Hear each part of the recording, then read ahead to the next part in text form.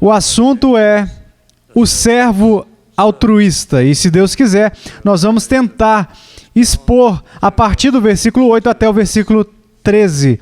O servo altruísta ou abnegado. Bem, esta passagem que nós vamos olhar, ela realmente já foi chamada, e eu estou surpreso com isso, de versos silenciosos. Ou também tem sido chamada de simplesmente parte da saudação do apóstolo Paulo aos romanos. Bem, sim, em um sentido, isso é verdade. Pelo menos até o versículo 14, em que você pode dizer que a epístola dispara para a vida.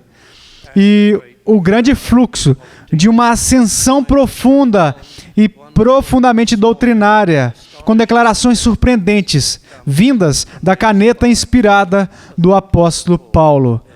Essa epístola notável e maravilhosa. Mas há muito para ver nos versículos 8 até o 13. E vemos muito a respeito de Paulo e do seu extraordinário altruísmo. Então, em minha opinião, esses versículos são preciosos e importantes para olharmos. E certamente não são meramente versículos silenciosos do primeiro capítulo. Esta epístola é grande. Bem, dizemos que se alguma coisa prova que a palavra de Deus é inspirada, esta epístola aos Romanos prova isso. E nenhuma mente humana poderia pensar tão profundamente como nós encontramos no conteúdo dessa carta. Não poderia ser uma composição humana, mesmo se considerarmos o espantoso gênio do apóstolo Paulo. Isso está além da composição humana. E eu vou ficar feliz em olhar para esta carta.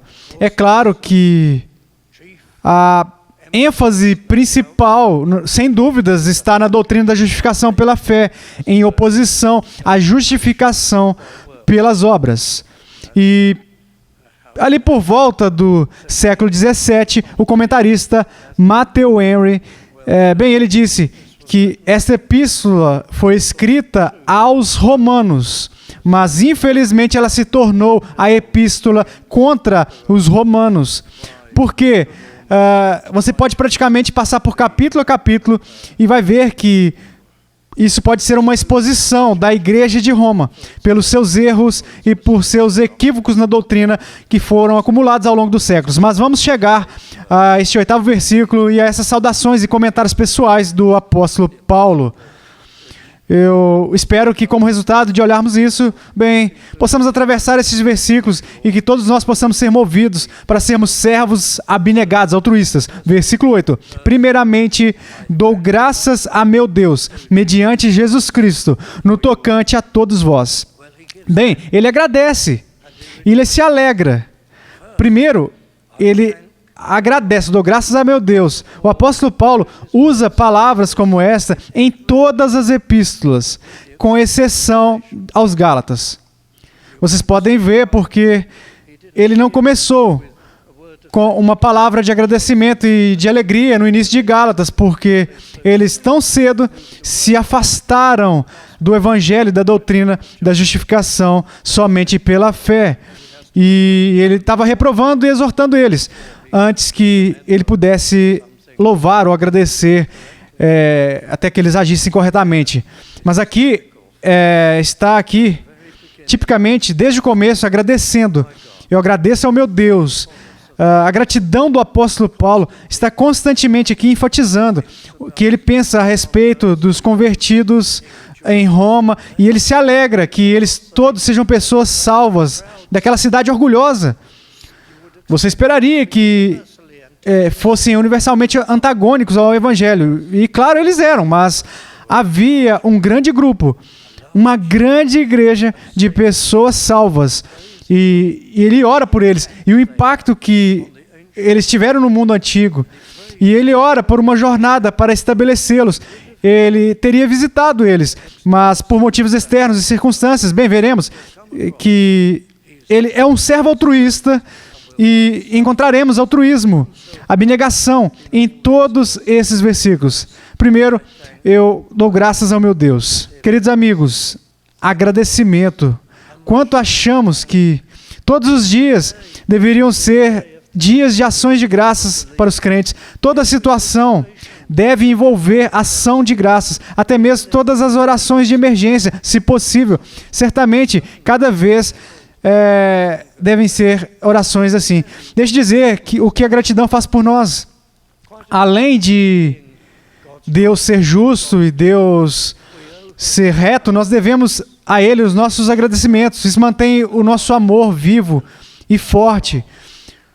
Isso mantém o nosso temor a Deus em oposição no lugar dele. E a sua capacidade de perceber tudo o que ele fez e faz. Quando você ouve algo, nós gostaríamos de ver algo nas Escrituras, ouvir algo que Deus fez por nós, e pausar e pensar sobre isso. E você estaria ali preenchido com tudo o que Deus poderia fazer para os seus servos.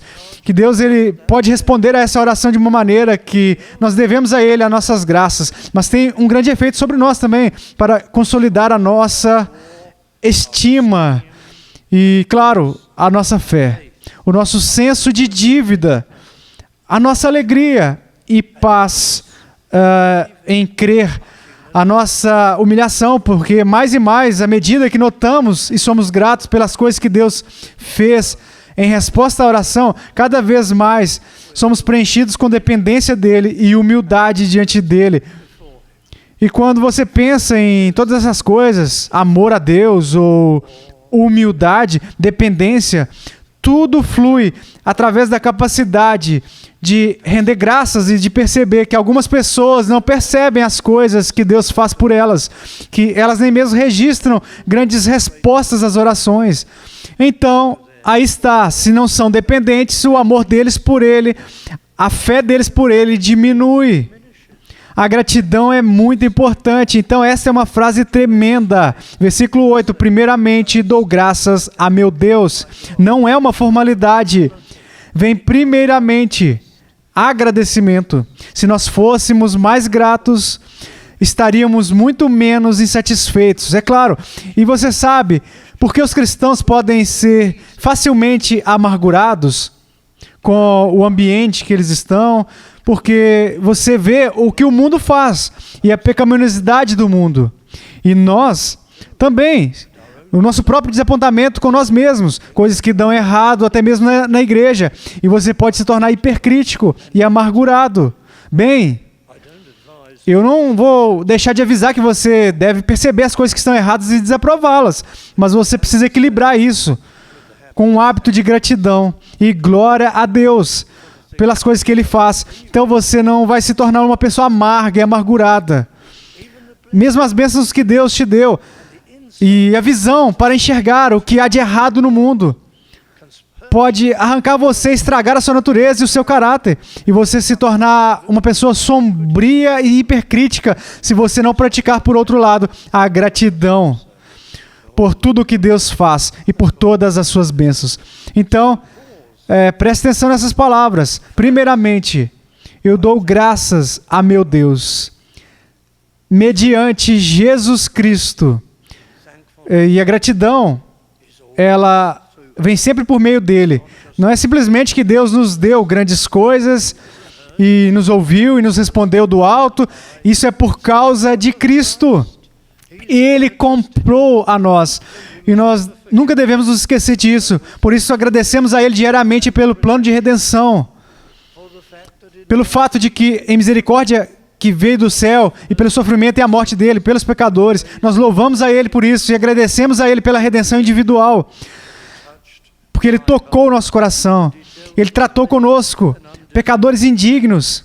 E nós louvamos e agradecemos por sua misericórdia e por sua luz. E o apóstolo faz isso. Ele é muito específico em suas orações. Sabemos disso. Tantas coisas que ele diz, agradecendo aqui, ó. Dou graças ao meu Deus mediante Jesus Cristo. Simplesmente Cristo. Há tantas pessoas em Roma que tiveram luz e que haviam sido libertas do politeísmo e das superstições e daquelas crenças romanas. E eles foram libertos e receberam liberdade e foram a Cristo. Primeiramente, dou graças a meu Deus mediante a Jesus Cristo. Nós devemos tudo a Ele. Os convertidos em Roma são dele, obras manuais dele. Eles têm a sua semelhança em seus corações. Dou graças a meu Deus mediante Jesus Cristo no tocante a todos vós. Agora, em Roma, nós já passamos e mencionamos isso nas últimas semanas. O imperador Cláudio expulsou os judeus de Roma. E por que ele expulsou os judeus? Por causa de Cristo. Claro, por causa do amplo alcance da sua autoridade de César. Mas foi por causa de Cristo que ele pensou que todos os judeus tivessem entrado nisso e que a influência de Cristo fosse muito perigosa para a religião romana. Então ele expulsou todos os judeus, mas ele não percebeu o que ele estava fazendo muito bem, porque ele deixou todos os convertidos gentios. E Paulo está falando com eles, particularmente. E aqui ele diz: dou graças a meu Deus mediante Jesus Cristo no tocante a todos vós. A maioria deles agora, embora alguns judeus tivessem sido deixados, eram gentios por causa dessa expulsão. Agora, era uma santa igreja gentia. A fé, e a graças a Deus aqui particularmente por isso, a fé está sendo falada em todo o mundo todo, debaixo do nariz do governo despótico. Havia uma próspera igreja gentia. Algumas pessoas ficam intrigadas com o fato de que as pessoas em Roma, que eram romanas, deveriam ser chamadas de gentios, que em última análise significa gregos. Mas esse foi o termo que foi usado para todos os não-judeus, em todas as epístolas de Paulo. Portanto, sejam eles realmente gregos, ou sejam eles latinos, ou o que seja, eles são chamados de gentios. E essa posição está aqui. Então, se é isso que eles são, porque em todo o mundo é proclamada a vossa fé. Que obra magnífica de Deus naquele lugar mais difícil de provocar conversão em tantos. De modo que até mesmo na casa dos Césares havia muitos que creram. E havia soldados que creram. Legiões. Roma, o povo de Roma ali eram muito estúpidos em todo o estilo de vida. E ainda entre eles, nas legiões, havia muitos ali, tanto nas fileiras quanto entre os centuriões, os oficiais. Havia muitos que creram em Cristo e que se mantiveram distantes de toda a linguagem imprópria e de todo o paganismo que prevaleceu entre as legiões romanas. E houve uma tremenda influência e eles deram a volta ao mundo. No versículo 8, então, diz que a fé foi proclamada em todo o mundo e que houve a propagação do Evangelho. Apesar, é claro que Roma foi o trampolim do Evangelho, através de suas legiões, dos seus negócios, até mesmo os viajantes que passavam ali e rodavam todo o mundo. E Paulo agradece a Deus pelos convertidos em Roma e pela sua tremenda influência.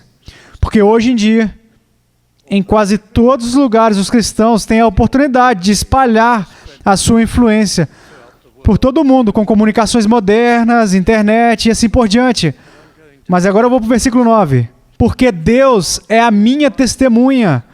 E ele está falando aqui, Paulo está falando sobre a sua oração, porque Deus é a minha testemunha. A oração é um assunto secreto, exceto nas reuniões de oração. É um assunto privado entre quem está orando e Deus. Então, ninguém sabe o quanto Paulo orava pelos romanos ou todos os outros. E o apóstolo tem tantas igrejas em sua mente e em seu coração. Como ele poderia orar por qualquer um deles, em particular, todos os dias, constantemente? Então, por que você não observa ele fazendo isso para assegurar as perguntas em Roma? Quanto ele ora por eles? Ele pronuncia palavras semelhantes a um juramento, que Deus é testemunha, ele vê. Deus é a minha testemunha, com quem eu sirvo em meu espírito no Evangelho, no espírito do seu Filho. Então ele diz essas palavras para impressioná-los. O quanto é verdade que ele ora por eles constantemente, pois Deus é a minha testemunha. Poderíamos dizer tal coisa? A parte invisível de nossas vidas cristãs, as nossas vidas de oração. Nós poderíamos dizer, eu oro por um número X de pessoas constantemente. Deus sabe que eu estou falando a verdade. Eu oro constantemente pelos outros. Eu sou um apóstolo altruísta. Ou não? Nós teríamos que dizer, eu oro muito mais para mim mesmo. Você pode e você deve. Você pode obter ajuda na batalha da santificação, na batalha contra o pecado. Ora a ora, buscando ajuda em tudo o que você faz. Até mesmo nas coisas terrenas. Você deve orar por si mesmo e por ajuda. Mas todos nós também deveríamos ser pais de oração. Podemos dizer isso? Sim. Na minha oração, em particular, minha vida secreta de oração, eu oro muito por outras pessoas. Deus é a minha testemunha, em quem eu sirvo com o meu espírito. E nós vimos tudo isso bem lá no final dos últimos versículos de 2 Timóteo, apenas 2 ou 3 domingos atrás. A quem eu sirvo em meu espírito. Queridos amigos, no Evangelho de seu Filho, o Espírito é a mesma coisa, mas aqui a palavra que está sendo usada para filho é porque está em comunicação com Deus. Eu sirvo em meu espírito. Isso significa que ele serve a Deus sinceramente, de maneira devota.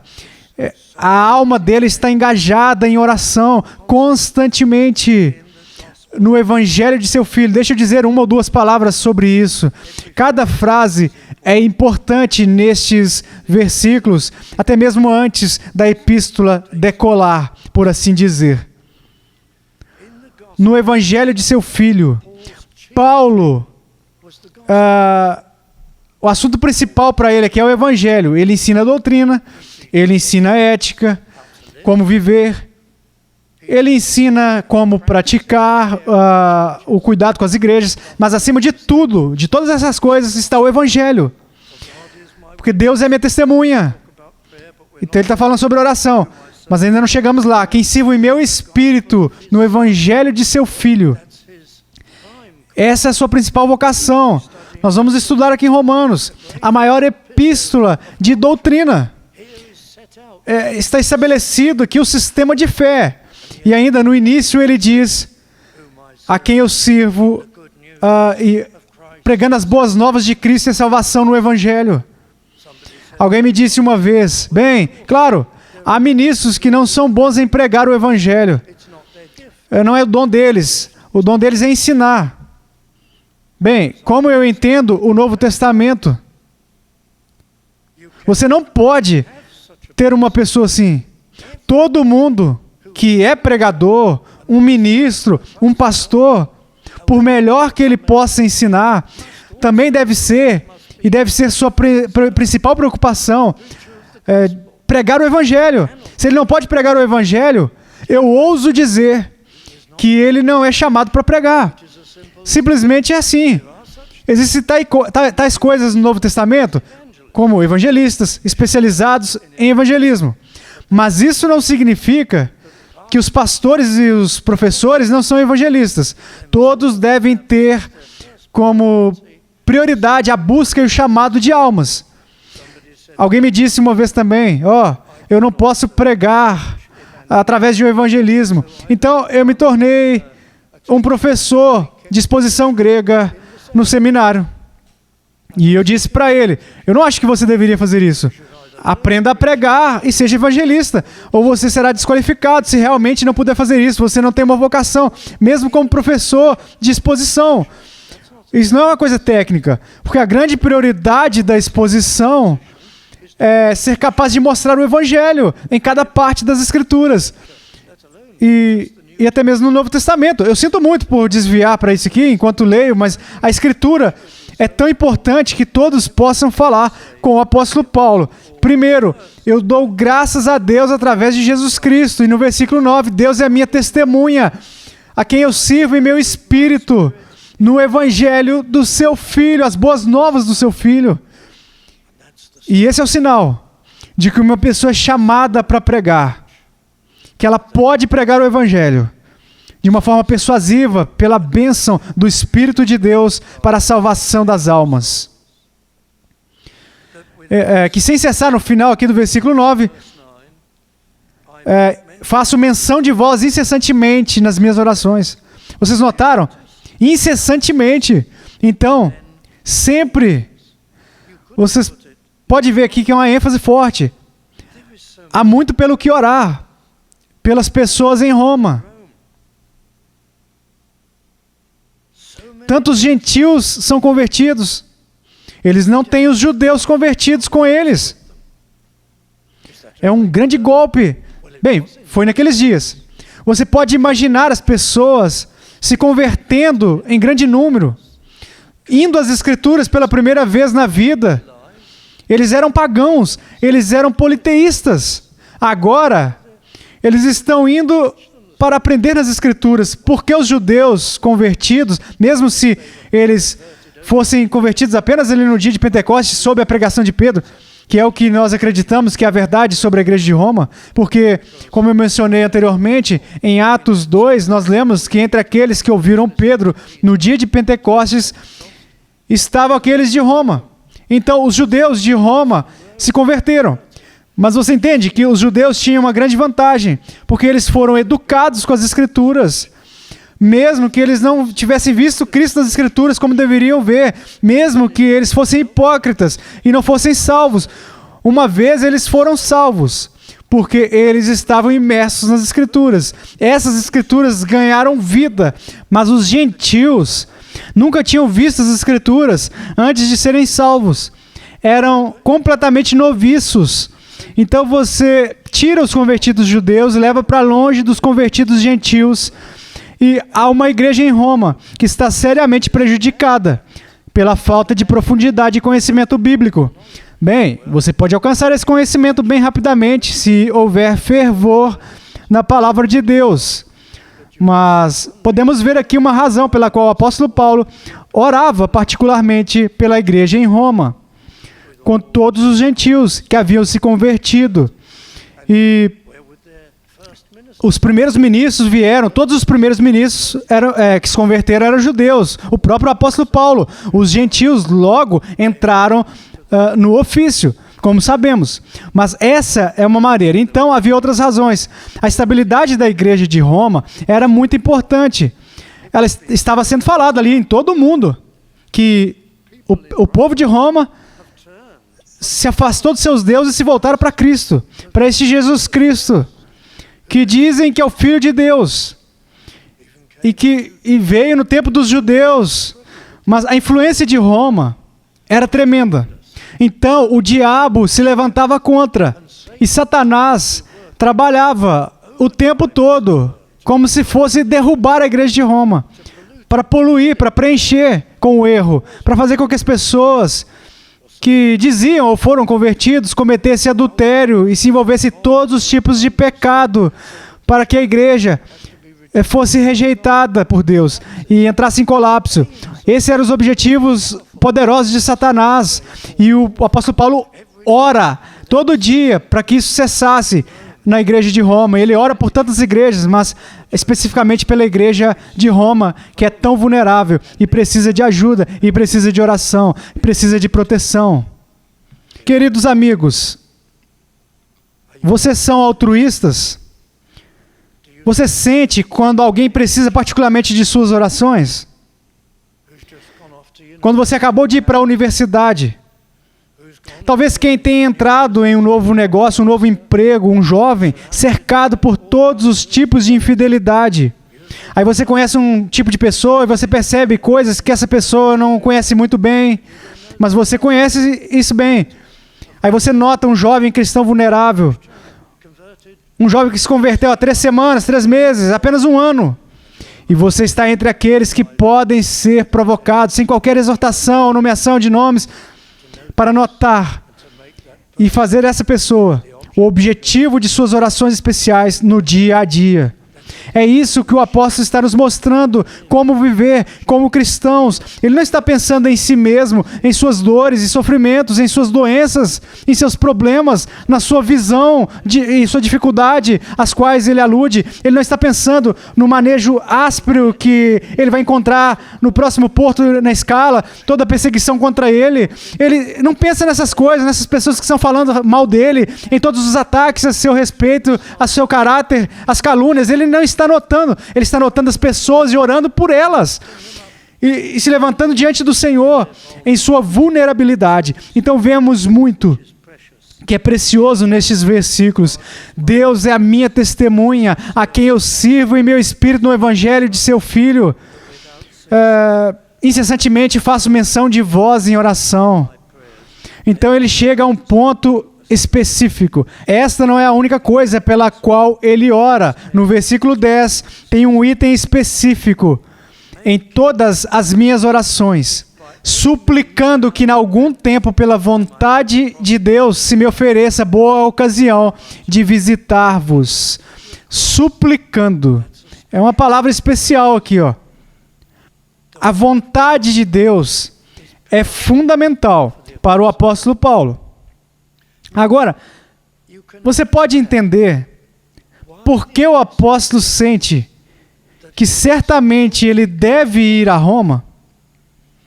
Você pode entender ele pensando, certamente, Deus vai me fazer ir a Roma. Fica a 600 milhas de Corinto. Onde ele estava no momento em que ele está escrevendo essa carta aos romanos? Por terra ou por mar? É uma viagem perigosa. Para você e eu, 600 milhas não é nada. Alguns de vocês voam 600 milhas para fazer negócio algumas vezes na semana.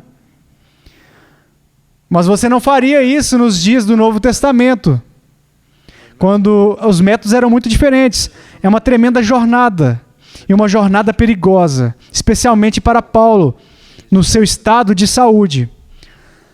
Mas Paulo sente certeza de que Deus o queria em Roma. Por quê? Bem, porque ele é o apóstolo dos gentios. E entre os comandos que Deus deu a ele, no livro de Atos, você recorda lá, é que ele pregava aos gentios. Pregaria aos gentios em distâncias extremas.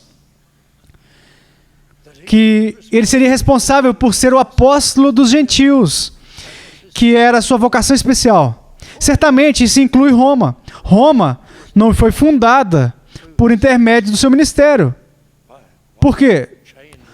Uma ocasião maravilhosa, Pedro pregou para aquelas pessoas em Pentecostes. Eles ouviram, vieram de Roma, os judeus se converteram, voltaram para Roma. O evangelho foi pregado.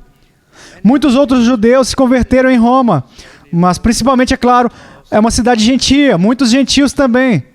Portanto, a perseguição do imperador Cláudio, ele expulsou os judeus, eles levaram o evangelho para muitos outros lugares.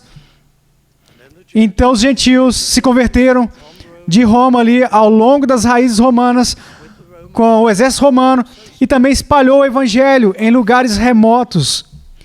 Tudo começou com Pedro, o Simão. É um drama maravilhoso. Você conhece quando você prega.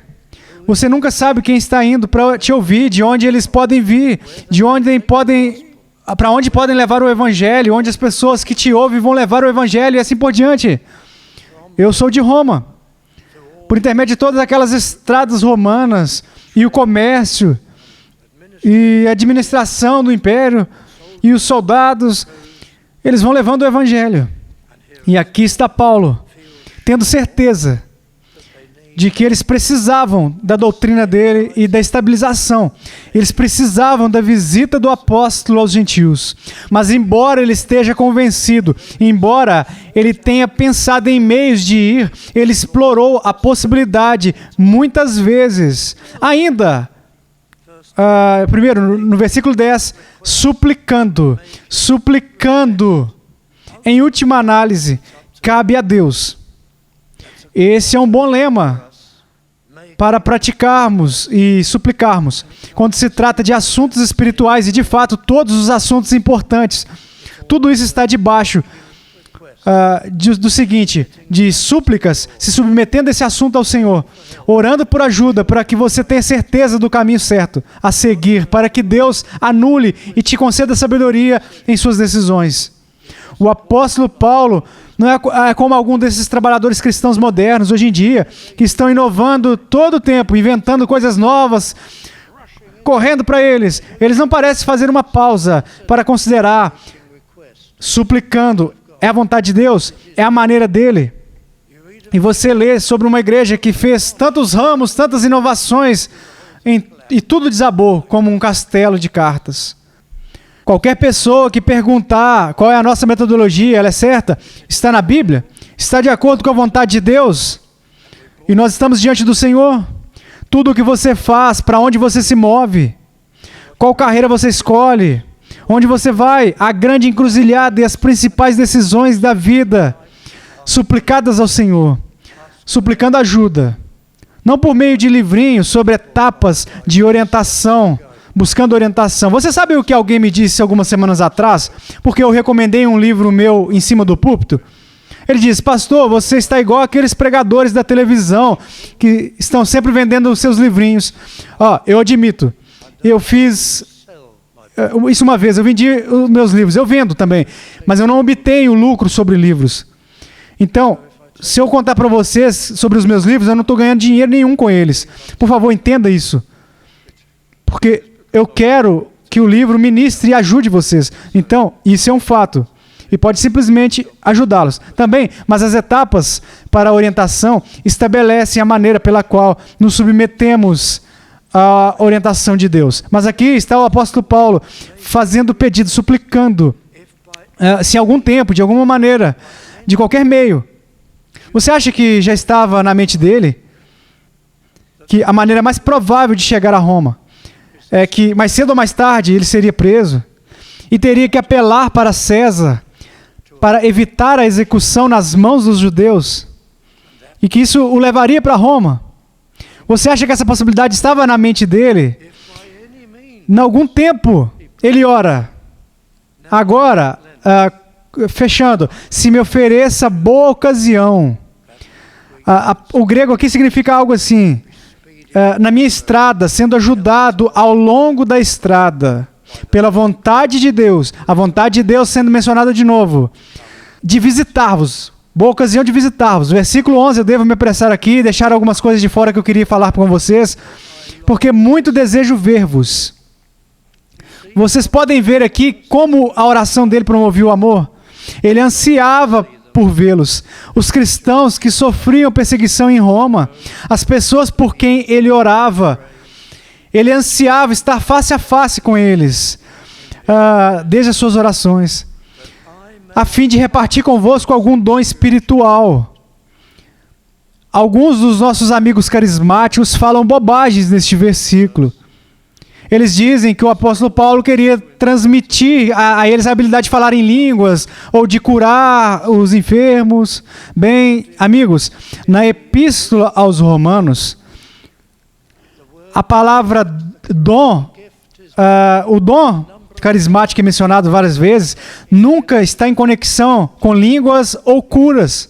Sempre está em conexão com Cristo. Que o dom de Cristo é mencionado mais de uma vez. O dom da conversão é mencionado. E é isso que o apóstolo está falando. Desejo muito vê-los, a fim de repartir convosco algum dom espiritual. Isso haverá conversos, haverá compreensão doutrinária, para que haja ajuda da minha parte para o povo de Roma, para que sejais confirmados. Não há indício de que eles não eram firmes, mas confirmados na compreensão doutrinária. Versículo 12, olhe para essas palavras. Reciprocamente, ele diz, nos confortemos. Aqui, o confortemos aqui é bem próximo, né? Mas é uma palavra bem ampla. Confortado, encorajado, até mesmo reprovado. Pode significar dando conselho ou recebendo conselhos. Isto é, para que em vossa companhia, reciprocamente, nos confortemos por intermédio da fé mútua, vossa e minha. Ele vai ouvir o que Cristo tem feito e libertado eles. Todas as experiências que eles tiveram com Cristo e a provisão de Cristo na vida deles, as entregas, a ajuda, os avanços que eles fizeram, isso vai ser um imenso conforto para o apóstolo Paulo. Ele ama ouvir a respeito da obra de Cristo, sendo provado pela fé. E eles vão ouvi-lo. E eles vão ter a fé deles fortalecida também. E há muito que nós poderíamos falar sobre o versículo 12, mas há um benefício mútuo no verdadeiro ministério. Deixa eu colocar dessa maneira. Você sente que você é um pastor para os outros? Você ajuda os outros? Bem, se sim, bom. Jovem ou velho. Se Deus permitir que você seja uma ajuda para os outros e às vezes um conselheiro, ensinar, nutrir os outros, principalmente os mais jovens na fé. Ok. Mas lembre-se disso, da maneira como o apóstolo fazia.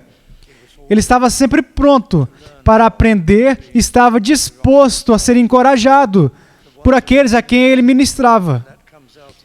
E isso nós vimos nesse verso. Eu vou até vocês, eu vou edificar vocês na sã doutrina, eu vou fazer isso por vocês nessa visão.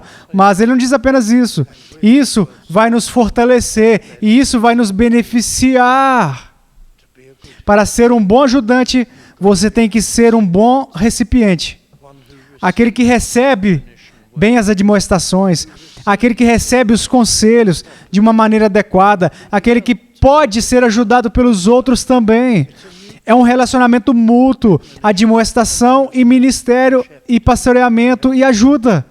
Mas se eu sou orgulhoso de ser ajudado por quem eu estou ajudando, se eu tenho muito orgulho, se eu sou altivo de espírito, eu sou muito poderoso para ser encorajado e ser pastoreado por essa outra pessoa, eu não sou adequado para ser um pastor ou um conselheiro. Você vê isso aqui na maneira cuidadosa, como o apóstolo expressa ele mesmo aqui, ó. Versículo 11, porque muito desejo ver-vos, a fim de repartir convosco algum dom espiritual, para que sejais confirmados. Ele diz aqui, ó, desejo-vos ir rapidamente. Isto é, para que em vossa companhia reciprocamente nos confortemos por intermédio da fé mútua, vossa e minha. Vocês fizeram coisas incríveis em Roma. Vocês tiveram uma libertação tremenda. Vocês se mantiveram firmes. Tão grandes provocações e problemas. E agora podemos ajudar uns aos outros. E versículo 13. Porque não quero, irmãos, que ignoreis que muitas vezes me propus ir ter convosco. Eu não vou lidar com este versículo em particular. Mas poderíamos voltar para Atos e ver os exemplos. Mas vou deixar isso. Esse significado aqui, ó. No que tendo sido até agora impedido, para conseguir igualmente entre vós algum fruto, como também entre outros gentios, pois sou devedor tanto a gregos como a bárbaros. Porque ele foi chamado de apóstolo dos gentios. Deus o salvou somente pela graça. Ele merecia simplesmente a condenação de um perseguidor da igreja. Mas em vez disso, ele foi nomeado um apóstolo dos gentios. Ele está em dívida com eles. E é assim que o apóstolo pensa. Eu estou em dívida com os gentios. Fui salvo para ser um servo deles. Então eu devo me esforçar para alcançá-los, promovê-los e ajudá-los.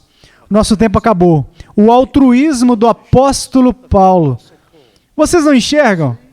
Eu não sei se eu estou conseguindo com sucesso transmitir aqui em todos os versículos, do 8 ao 13. Exala altruísmo aos outros, orando por eles. O que ele poderia dar a eles? Ele deve dar a eles, mas vocês conhecem pessoas que são assim, toda vez que você fala com elas, eles te dão alguma coisa. Eles pensam em dar algo para você. O apóstolo foi assim. Eu apenas anseio para dar algo para eles, ajudá-los. Esse é o espírito do cristão. a nova natureza que nos é concedida. E o apóstolo Paulo louva e trabalha, ele anseia, ele espera ir para que ele possa fortalecer e acrescentar algo para aqueles crentes perseguidos naquela vasta capital, Roma. Isso é tudo o que o tempo permite, mas que possa nos inspirar e nos induzir a nos comportar de maneira semelhante.